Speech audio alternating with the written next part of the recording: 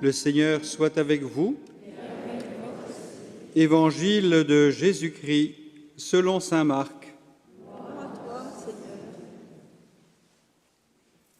En ce temps-là, Pierre se mit à dire à Jésus : « Voici que nous avons tout quitté pour te suivre. » Jésus déclara : « Amen, je vous le dis, nul n'aura quitté à cause de moi et de l'Évangile une maison, des frères, des sœurs, une mère, un père, des enfants ou une terre, sans qu'il reçoive en ce temps déjà le centuple.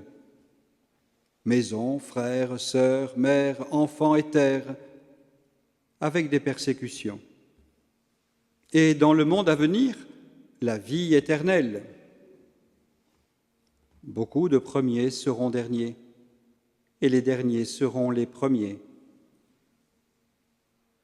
Acclamons la parole de Dieu. Louange à toi, Seigneur Jésus.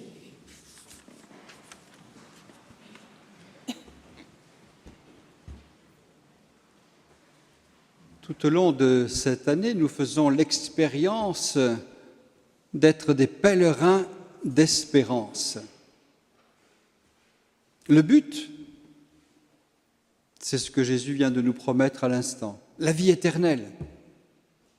C'est bien ce qui entretient notre foi lorsque nous la proclamons chaque dimanche. Je crois en la vie éternelle.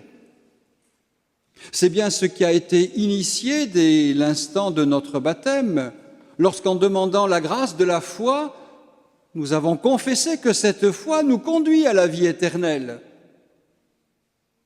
Et c'est bien ce qui donne aussi un élan particulier à notre aujourd'hui. C'est une étape vers cette rencontre glorieuse avec le ressuscité, avec le Père, dans la lumière de l'Esprit. Nous sommes en marche, comme des pèlerins. Et nous avons déjà dans le cœur ce désir d'unir notre vie à celui qui est au terme de notre marche, Dieu lui-même, mais qui ne nous attend pas simplement au terme de notre marche, qui marche avec nous, puisqu'il est Dieu avec nous. Et nous avons besoin tout au long de ce pèlerinage d'ajuster ce que nous sommes en train de vivre à ce que le Seigneur nous fait entendre comme parole de vérité, comme parole de vie. C'est bien ce que le psalmiste nous a invités à faire, à celui qui veille sur sa conduite. Je ferai voir le salut de Dieu, veillez sur notre conduite. Que faisons-nous, chemin faisant, de nos engagements, de nos décisions, de nos choix de vie? Est-ce que nous veillons vraiment sur notre conduite afin qu'elle soit le reflet de la présence de ce Dieu d'amour et de tendresse?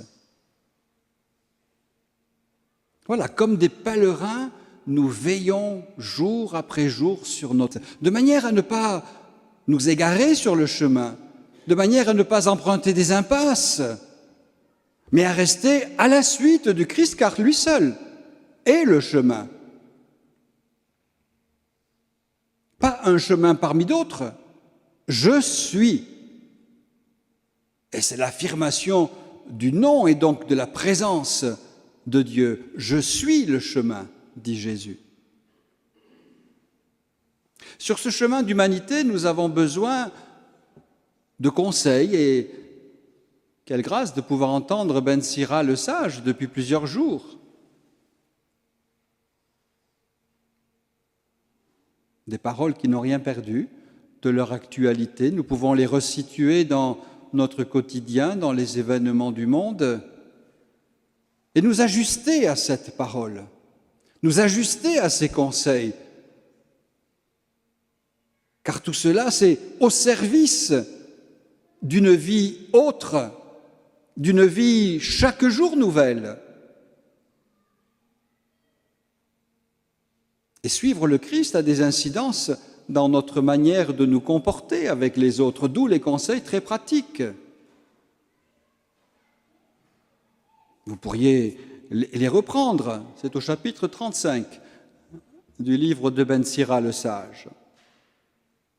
Avec cette insistance sur la dimension de l'offrande et du sacrifice. On pourrait dire, mais ça ne nous concerne pas, c'est réservé à quelques-uns.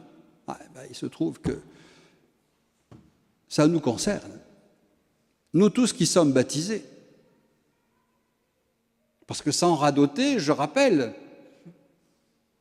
que par l'onction reçue au jour du baptême, vous et moi, nous sommes devenus prêtres. Et ça signifie que notre mission, notre responsabilité, notre vocation profonde, c'est de faire de notre vie, pas simplement un moment de notre agenda quotidien ou dominical, mais faire de toute notre vie une action de grâce, une louange adressée au Seigneur, une offrande de ce que nous sommes, pour que, se saisissant du peu que nous pouvons offrir, et par le don de l'Esprit Saint, il puisse manifester en nous et par nous sa présence. Voilà comment nous pouvons être prêtres dans la grâce de notre baptême, faire de notre vie finalement une liturgie. La liturgie, ce n'est pas simplement quand nous entrons dans une église et ça se termine quand nous en sortons, c'est toute notre vie qui est liturgie. Parce que la liturgie, c'est d'abord la louange adressée à Dieu. L'action de grâce qui monte de notre humanité vers le Seigneur, qui est source de toute miséricorde. C'est nous joindre à l'offrande du Christ. Nous ne sommes pas simplement des spectateurs. Le Concile Vatican II nous invite à vivre une participation active et personnelle. Il n'y a pas que le Christ qui s'offre, lui, d'une manière tout à fait spéciale. Mais nous sommes invités à nous offrir avec lui. Au moment de l'offertoire, certes, nous apportons du pain et du vin, mais rien ne nous empêche d'y joindre nos vies personnelles.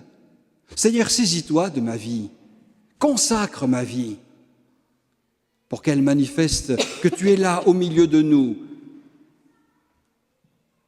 Voilà l'enjeu de notre participation à l'Eucharistie.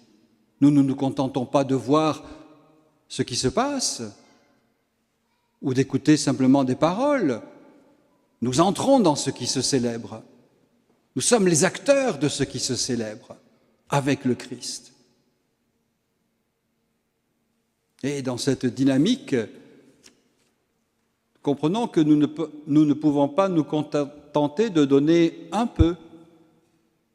Nous sommes comme Pierre. Seigneur, pour te suivre, nous avons tout quitté. Peut-être n'avons-nous pas tout quitté, mais nous avons quitté. Nous avons renoncé à ce qui nous éloignait ou nous détournait de toi. Nous avons fait le choix de la vie avec toi. Oui, Seigneur, pour te suivre, nous avons accepté de quitter. Et c'est bien cela, l'état du pèlerin. Il quitte son installation et il se met en route. Et tout en marchant, le Seigneur va le rejoindre pour lui faire découvrir combien sa parole réchauffe nos cœurs, combien sa présence dans le pain et le vin devenus le corps et le sang du Christ deviennent nourriture. Et lorsque nous avons rencontré le Christ, eh bien, nous ne pouvons pas rester simplement satisfaits de nous-mêmes. La mission est là. Comme les disciples d'Emmaüs, nous comprenons que nous ne pouvons pas simplement rester entre nous, il nous faut repartir. Il nous faut redire aux autres ce que nous avons découvert, ce que nous avons expérimenté, ce que nous avons touché du Verbe de vie. Et c'est en vivant cela que nous sommes dans la joie.